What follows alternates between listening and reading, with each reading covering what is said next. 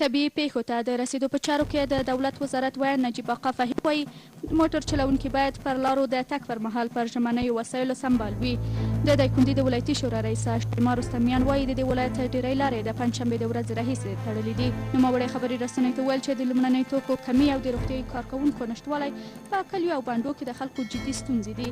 د نوموړي په وینا که حکومت پر وخت د لارو د پرانیستو لپاره اقدام ونه کړي د اوسنیو ستونزو لمن به تر دې هم پراخه شي.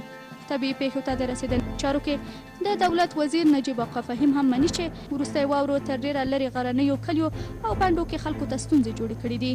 ښاغلي فهیم تېره شپه خبري رسنیو ته وویل چې د تړلو لارو پرانیستل له نن سې شنبې څخه بیرته پیلېږي.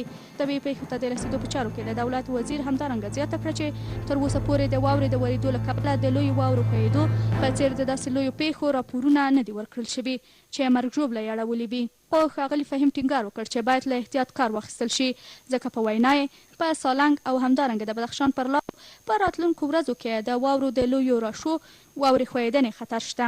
هغه وویل د سالنګ پر لویه لاره د بدخشان ولایت په ځینو برخو کې د واورو د ښویېدو خطر شته.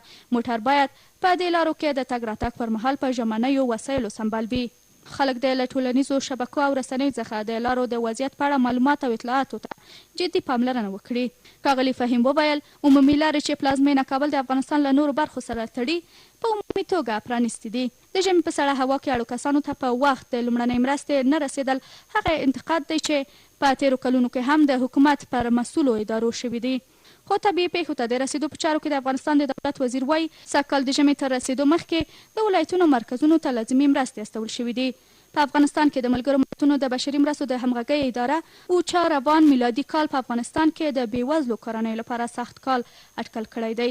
د ادارې په یوه تازه راپور کې ویلي په افغانستان کې سږکال نږدې 9.5 میلیونه وګړي د جګړو او طبیعي پیښو له کبله بیړنیو مرستو ته اړ دي.